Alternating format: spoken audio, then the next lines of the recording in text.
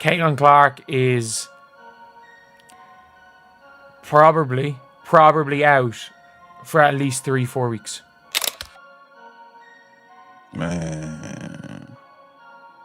Man, bruh. Congratulations to the WNBA. Your ratings are going to drop by 55 to 60% once again. I believe the WNBA have successfully broken Caitlin Clark. Here we go again, folks. Here we absolutely go again. The WNBA has done it once more. Their golden goose, their ratings magnet, their $1 billion economic engine has been injured again. And this time, the fans aren't just disappointed. They're absolutely furious.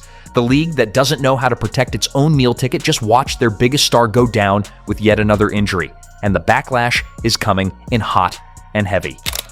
Yup. Caitlin Clark dealing with that groin issue. And now, this just occurred to me. Caitlin Clark clearly not looking like herself. The Indiana Fever has the game put away, yet we still put her back in the game at 45 seconds left. Caitlin Clark dealing with an injury, not looking like herself. The game is already out of hand, yet we still put her back in with 45 seconds left. How much patience do I need to have before I can start going nuclear? Because I am getting very frustrated with what I am seeing. On June 26, 2025, the Indiana Fever announced that Caitlin Clark would miss their game against the Los Angeles Sparks due to a left groin injury. Let that sink in for a moment. This is the same woman who hadn't missed a game since 2017, 8 straight years of basketball without missing a single contest, and now she's suffered her second injury in just over a month. The quad strain that sidelined her for 5 games wasn't enough of a wake-up call for this league. No, they let her come back, get beaten up some more, and now she's injured again. The fallout has begun. The Indiana Fever are literally taking what looks like the most valuable women's athlete asset that has come around in I don't know how many years. Certainly for women's basketball, they are taking this asset, an asset that I contend is worth more than every player in the WNBA combined. I'm keeping it real. All right, that's the draw, that's the aura, that's the brand. She is the WNBA. I've said, I contend she ought to be, her three-point shot should have already been changed. That should be the logo of the WNBA. Of course, the old school WNBA fans. Coach Stephanie White found out about Clark's latest injury late last night and described it as very much a day-to-day thing. Clark reported pain to the training staff after returning from their West Coast road trip, where she struggled mightily, going 0 for 6 from three-point range in 2 of 3 games, something that had never happened in her career before. That's not coincidence, folks. That's the result of a player who's been systematically beaten down by opponents while referees watch it happen like they're getting paid to look the other way. This groin injury, and how much of an absence do you expect from her beyond today? Yeah, late last night. I think it's very much a day-to-day thing, how she responds to treatment. I stay in my lane and let our Who gives a shit how she responds to treatment? Keep her out for a week. Keep her out for a week or 2. Let's make sure she's healthy. 110%, 150%. Fuck this treatment bullshit. Rest her. Sit her down. We want to make sure you're okay. Yeah, you might have a day or 2 where you feel good. We want to make sure that you have a career where you feel good. The numbers don't lie, and they're absolutely devastating. Nationally televised WNBA games are down 55% since Clark's initial injury, while Fever games specifically have dropped 53% from an average of 1.81 million viewers with Clark to just 847,000 without her. That's not just a decline, that's a ratings catastrophe that's happening in real time, proving exactly what many have been saying. Clark isn't just important to this league, she is this league. As we watch the WNBA every day because of the way they play the game, because I love the WNBA, I love the way they play the game, but we really watch it because Caitlin Clark and everybody watching. Now listen, if I keep bumping her, knocking her down, might get her a concussion, you might hurt her for real. For 2 weeks, she was done with like a hamstring. She was down. 55% of the viewership was down. She comes back the next game, it's about 3 million viewers. Now let me tell you something. Growing up in the hood, they teach you this. Always protect the money. Y'all keep hurting her and all that. She going for a year or two. Ain't nobody gonna watch it. If nobody watches, how y'all gonna make and generate money? If you are enjoying, please subscribe. But here's where the real outrage lies. The WNBA referees and their complete failure to protect their most valuable asset. The pattern of allowing Clark to get mauled on the court has been building all season, and it reached a boiling point during that brutal game against the Connecticut Sun on June 17th. J.C. Sheldon poked Clark in the eye, Clark pushed back in frustration, and then Marina Mabrey blindsided her with a cheap shot that sent Clark crashing to the floor. The referees, they gave Mabrey a mere technical foul, the same penalty you get for arguing with a ref. Caitlin Clark getting basically wrecked. This is one of the worst decisions that I have ever seen any league engage in. Caitlin Clark is the biggest draw for a team sport in my life relative to the audience that would be fans of the sport without her. Bigger than Michael Jordan was for the NBA, bigger than any NFL star has ever been. All of those sports were very popular before those athletes got there. Caitlin Clark is the golden goose. Every game she is dropping golden eggs, and they are trying to strangle the golden goose to death. It's one of the dumbest things. The officiating was so egregiously bad that the WNBA later admitted their referees lost control of the game. They eventually upgraded Mabrey's foul to a flagrant 2, but only after the damage was done, only after the public outcry, only after it was clear they had completely mismanaged the situation. That's not accountability. That's damage control. Christine Brennan didn't mince words, stating that the WNBA continues to fail to meet the moment when it comes to protecting Clark. She pointed out the obvious. Marina Mabrey being allowed to stay in the game further shows how big a joke WNBA officials are. A player is holding her eye and thrown to the floor from the back. Meanwhile, Sophie Cunningham was ejected for a hard foul later in the same game, leading fans to rightfully call out the double standard in officiating. The WNBA needs to clean up, I believe, the physicality and all this hacking and fouling that goes on. She getting blindsided by Marina Mabrey. I think all of this stuff is having a wear and tear and an impact. And all you guys are doing are hurting yourselves, because the numbers are going to drop and drop and drop. Coach Stephanie White has been brutally honest about the officiating problems, pointing out a -31 free throw discrepancy in recent games and noting that the disrespect right now for our team has been pretty unbelievable. She emphasized that they're not just chucking threes, we're attacking the rim, which means Clark is getting hammered every time she drives to the basket while referees swallow their whistles. White made it crystal clear, when the officials don't get control of the ball game, when they allow stuff to happen, and it's been happening all season long, this is what happens. And where has WNBA Commissioner Kathy Engelbert been during all of this? Notably absent from addressing the systematic targeting of the league's biggest star. When asked about Clark being targeted by opposing players, Engelbert's response was dismissive at best, suggesting that fans are just looking for the outcome that they want. She celebrated the physical play as creating rivalry that makes people watch, completely missing the point that allowing dirty play isn't rivalry. It's incompetence. Folks, this is the same person that said the left quad injury that she suffered most recently was a different left quad injury than the one from the preseason. They are treating us like fools. I'm supposed to sit here and eat up this nonsense? You guys rushed her back. And within rushing her back, she re-injured that same quad. And then you rushed her back again. And then within rushing her back, she was forced to put pressure and put stress on different areas surrounding that quad. That leads us to our most recent groin injury. The fan backlash is unlike anything the WNBA has seen. Social media is exploding with calls for referee accountability and demands that the league protect Clark. Some fans are even threatening boycotts, saying they won't watch WNBA games until the officiating problems are fixed. The irony is palpable. The same league that desperately needed fans is now facing the prospect of losing them because they can't protect the player who brought them in the first place. The economic implications are staggering. Clark was responsible for 26.5% of the WNBA's economic activity in 2024, with projections suggesting she could generate up to $1 billion in revenue for the league this season.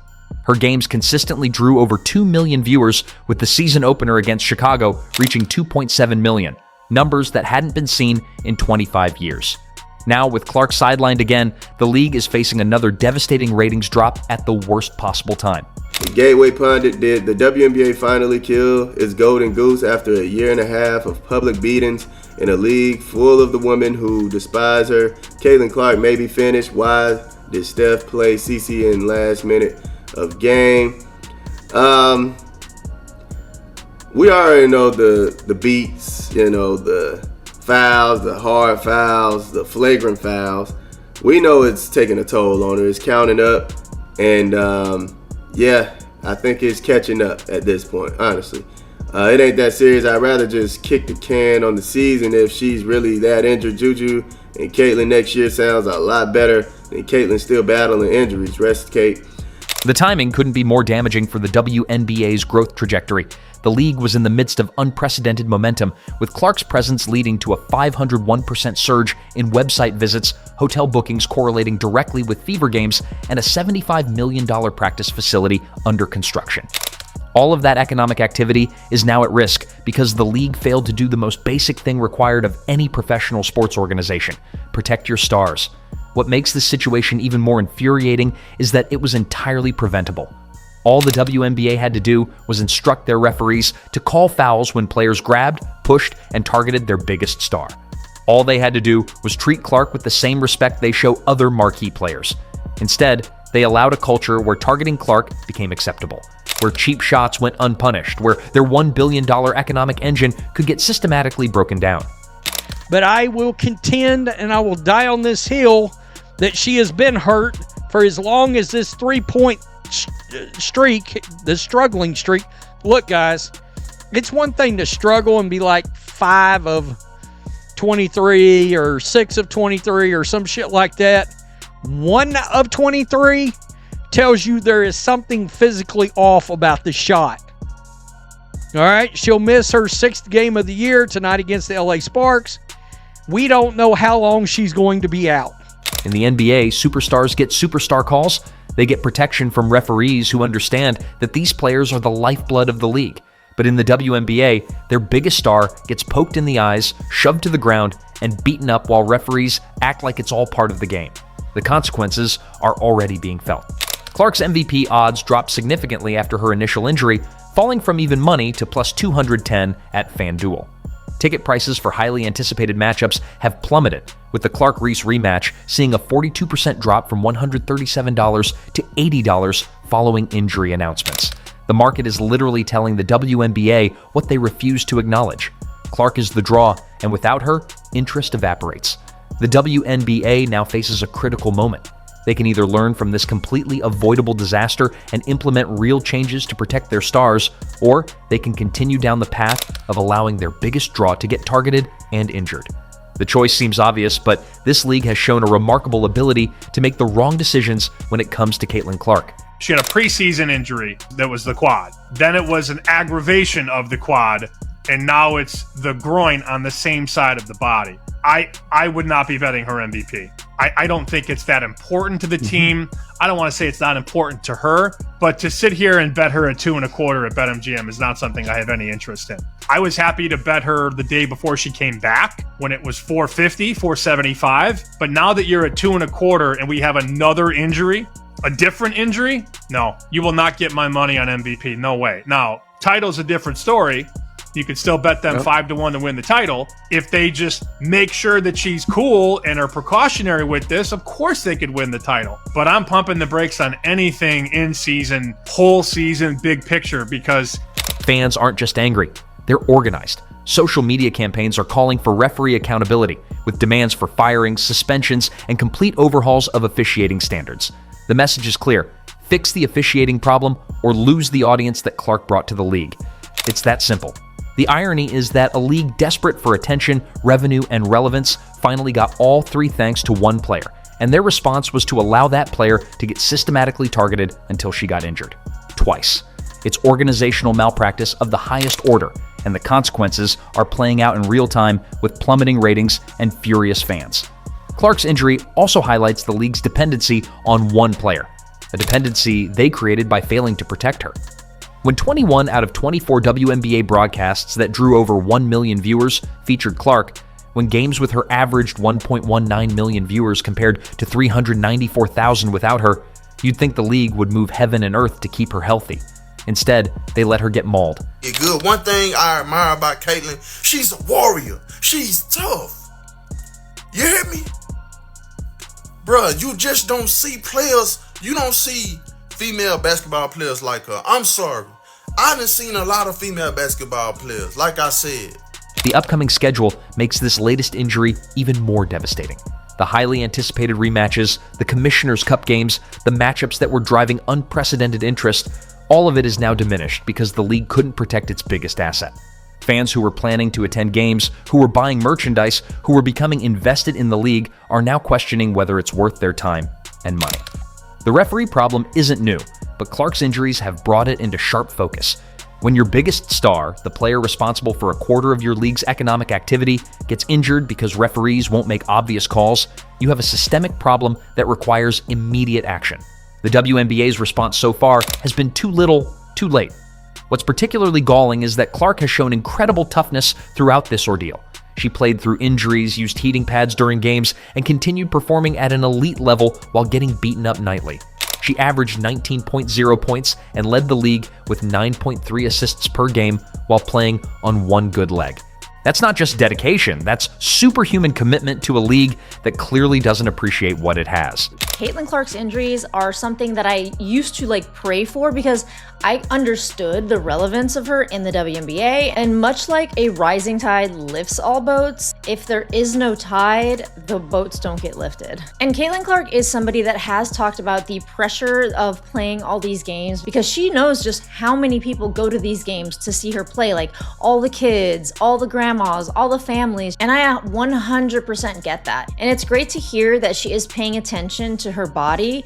The WNBA had lightning in a bottle with Caitlin Clark. They had a generational talent who brought unprecedented attention, revenue, and credibility to their league. And they're watching it slip away because they can't figure out how to protect her from dirty players and incompetent officiating. The next few weeks will be telling. If ratings continue to crater without Clark, and they will, it's going to expose just how dependent this league is on one player. If fans follow through on boycott threats, if sponsors start questioning their investments, if the momentum completely stalls, the WNBA will have no one to blame but themselves. This is a league that forgot the most basic rule of entertainment: protect your stars. They forgot that in professional sports, your superstars are your business model. They forgot that when you have a generational talent who transforms your entire industry, you don't let her get beaten up and injured. You build a fortress around her. Instead, they built a target on her back through their negligent officiating, and now they're paying the price. The question now is whether they'll learn from this disaster or continue making the same mistakes until there's nothing left to salvage. The fans have spoken, the ratings have spoken, the market has spoken. Now it's time for the WNBA to listen before it's too late.